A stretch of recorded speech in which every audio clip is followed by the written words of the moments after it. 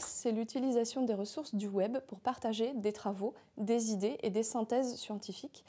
librement, c'est-à-dire à la destination de qui souhaite y accéder.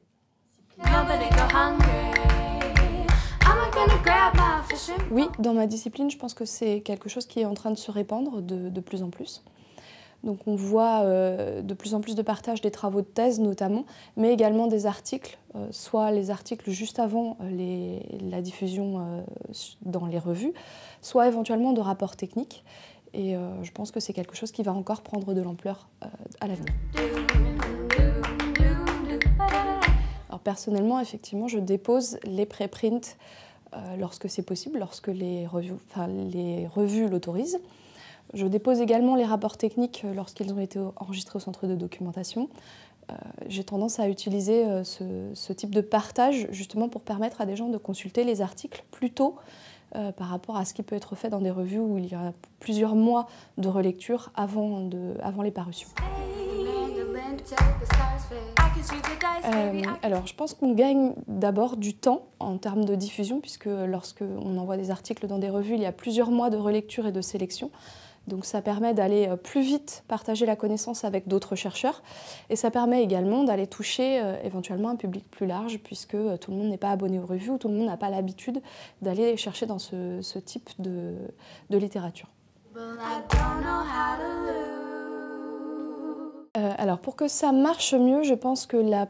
première chose à faire, c'est de réussir à sensibiliser les personnes qui sont déjà actuellement dans la recherche, c'est-à-dire que c'est à eux de venir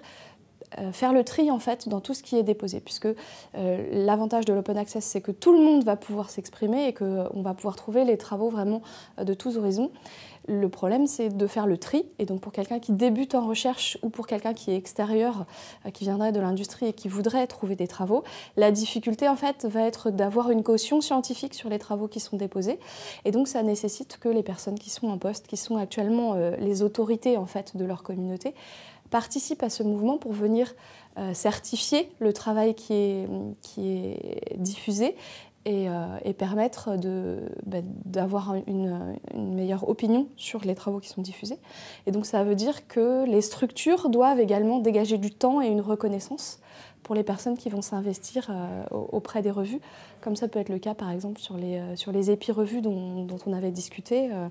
puisque eh bien, il y a en fait quelque chose qui se met en place de l'ordre d'un comité scientifique, comme une revue privée, mais sans la nécessité de financer en fait l'adhésion.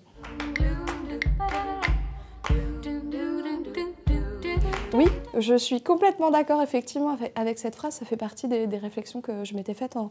réfléchissant à tout ça. Je pense que en tant que chercheur, on est payé par l'argent public, on est payé par le contribuable et on est là pour justement faire naître de nouvelles connaissances et les partager. Parce que si en fait elles restent au fond de nos tiroirs et qu'elles s'en vont avec nous, elles ne servent à rien. Elles ne permettent pas de faire avancer et donc c'est justement en s'appuyant sur les travaux des autres qu'on peut aller plus loin et donc c'est effectivement tout l'intérêt de pouvoir partager largement les connaissances.